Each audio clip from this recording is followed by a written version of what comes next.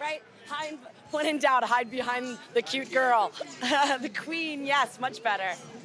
So she got off the airplane and immediately texted Cameron and I, "Your queen has landed."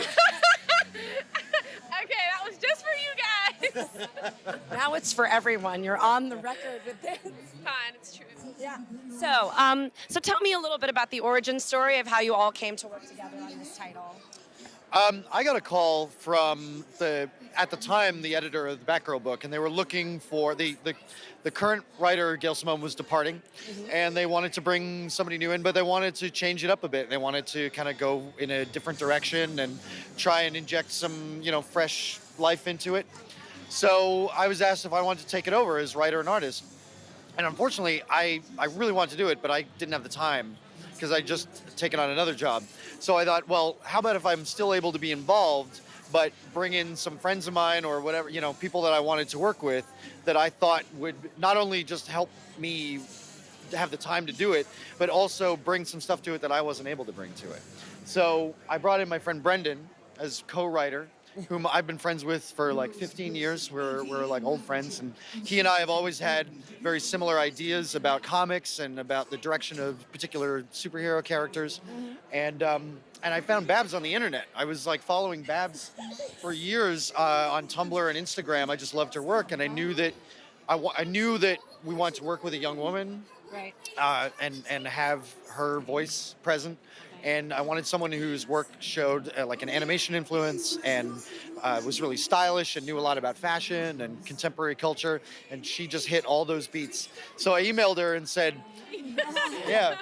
I said, I can't tell you what it is yet because I didn't have the job yet, really. Right. But I was like, I'm working on a book maybe for DC Comics, and I think you'd be good drawing it.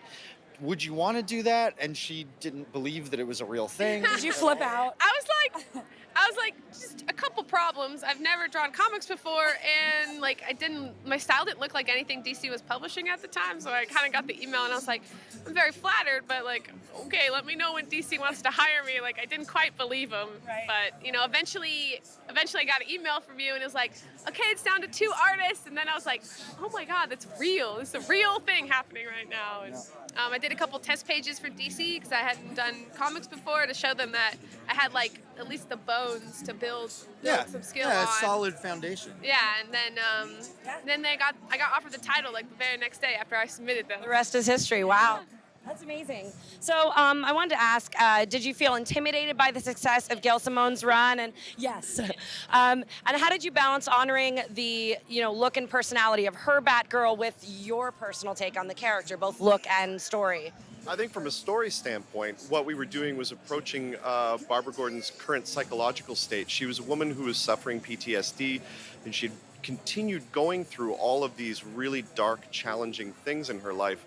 And you could see through the arcs that the Batman editorial group were putting her through that it was pushing her to a limit. We took that as our cue to take the character and make her realize that this was a place that she didn't want to be, and to pull away from it and to make great changes in her life. And that allowed us to kind of re-examine who Barbara Gordon is and allow her to find where her happy place is, really. Let the character be comfortable, happy, and be the best Batgirl that she could possibly be. And that was the goal for our first arc. So in designing the new and much lauded outfit, deservedly so, did that come before you decided on your interpretation of who this Barbara Gordon would be, or did the design help lead to the personality? I think it was a bit of both. I knew that I wanted to do something that was very fun. I wanted to do a fun, bright comic that was kind of not really what DC was doing at the time, and wanted to stand out and be the comic that was the fun, bright, poppy thing. And also, since the lead character is a 21-year-old young woman, I wanted to do something that was reflective of that and be the kind of costume that a young woman might actually want to wear aside from being a superhero, something that was cool and fashionable.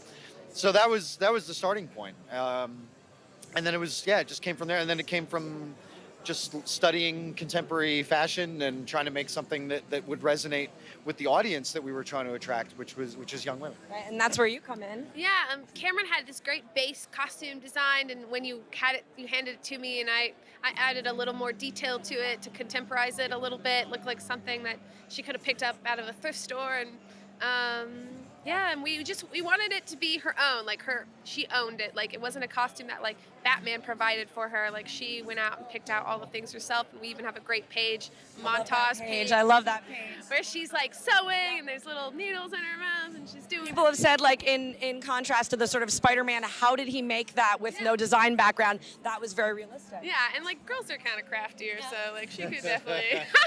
And who was Snaps on the cape? That was me. That was you. Yeah. Bravo. I just have to say, I had to get that in there because that's so great. So long we've needed that.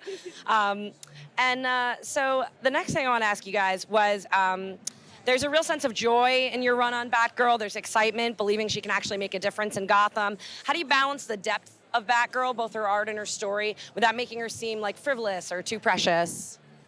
Well, I think that's been I think that's seemed like a challenge, or seemed like we were challenged by it, by a lot of the readers, the perception that they've had, the things that we've had said to us, like she seems. They see the selfie cover and Yeah. then they assume, but yeah.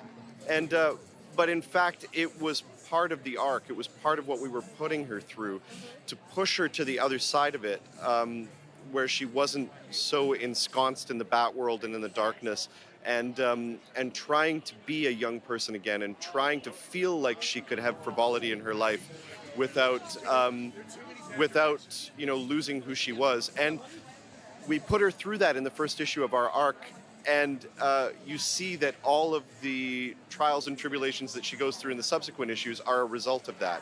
So our first arc is her finding that balance. So what you get in the trade paperback, the hardcover that just came out, Volume 1, is that story of how she attempts to have a bit of frivolity in her life, but maybe goes too far and then pulls back and finds her center. And I like it as a girl because it's like, just because you take selfies doesn't mean you're shallow or an airhead or you don't. And like, I feel like we show that. Take far too many selfies. Right? So it's like, just because that doesn't always go hand in hand. Like people shouldn't assume, and I feel like our Batgirl kind of like fights that idea a little bit. Part of the first arc is about her kind of claiming her own image and defining who she is, and that's part of it. Have you heard of the 365 Feminist Selfie Project? No. Yeah, it's a project that was a few media critics and feminists came together and took a selfie every day as an act of like owning your own image and your own. So the selfie cover, I think maybe some people kind of came on the wrong side of that. I thought it was effective. But I also want to ask, many comic fans that I know personally were actually really impressed with how your team handled the criticism of the Dagger type character, and I wondered how that experience kind of informed how you move forward with Batgirl. Yeah, I mean, it was kind of an unfortunate blind spot that we had, and we listened. Yeah. And we fixed it for the trade. Yeah, we took the criticisms to heart. I mean, it hit us pretty hard when we read about it, and we paid a lot of attention, and we were very careful in considering what to do next, and we feel really good about it. We felt like we took all the criticism to heart and tried to make really positive changes. And for me, even just like, I think for all of us, aside from being comics creators, just from people, I think it was a really positive step forward for me. It opened my eyes to a lot of stuff that it's, yeah, absolutely. And I think it's something that's made me better and more aware as a person. All of us, the whole team, yeah. Awesome. Then I wanted to ask you guys, did you consult with any like younger siblings, cousins, friends to help keep the youthful vibe of the book authentic? You're the youth boat? Yeah. Okay. I'm 27, so I'm not too far from a 21-year-old, and I definitely was in that spot where I'm like trying to afford to buy clothes and also like go to school and like balance like your social life and your school life, and Badge just has that extra layer of like also like balancing a crime fighting life. So I tried to make it super relatable. Which is the reason why we brought her on board. Yeah. So you just have to stay forever young in mind. Yes. That's the goal. Yeah. What was your first Comic-Con experience, either as a creator or as a fan? San Diego Comic-Con? Any con. Oh, any con. Gosh, Mine was, I don't know. I got a good one. The very first con I went to was the debut of Image in Chicago. It was the Chicago Comic Con where Image had this big party to say, 19. yeah, 1965. Yeah, and it was Carl Kerschel, my illustrator on Gotham Academy, and I showing up there. I think we were, 17 or something, and guys who just wanted to make comics, and we met all of the creators. We met Jim Lee, who was basically we idolized Jim Lee, so it was a moment where we couldn't talk. We just stood in front of him and went, And Carl showed his portfolio for the very first time to anyone at that convention, and it was to the line of creators there. Todd McFarlane and Eric Larson, Jim Valentino, Jim. It was a huge experience, and then we spent the weekend just being, dazzled by actually this is a better one. Our very first meeting while we were sitting there in the audience waiting to meet those guys was Hank Knaltz, who came and sat with us. And Hank is, what's his position now at DC? VP of something. Hank is VP of something very important at DC now, and he was the very first person I ever met in comics, and he sat with Carl and I and just talked to us about what it's like to be working in It comics. was really generous to you. So it was so important. Yeah. Does that sort of inform now how you relate to fans in this environment? Absolutely. When I have young people sit with me and they talk about, or they just come up and to a signing and talk about. Gotham Academy fan who just came by before. It literally just happened, and I always think back to Hank talking to Carl and I when we were like 17, and amazing. Any con experiences you guys want to share? You remember? I would not have a career if I wasn't at San Diego Comic-Con. And it was I was meeting an editor at DC Comics here that launched my whole career. Wow. This is kind of like a bookend for me because like my first book and my first time I met these guys and my first time as a comic creator was this con like last year, so it's like a 1-year anniversary for like all of us kind of. So Nice sentimental reunion. Well, thank you guys so much for taking the time to talk to me. I really appreciate it. You're welcome. It was a Having pleasure us. to meet Thank you you. Nice to guys. meet you. Nice to meet you. Thank you very much. Thank you so much. Have a good day.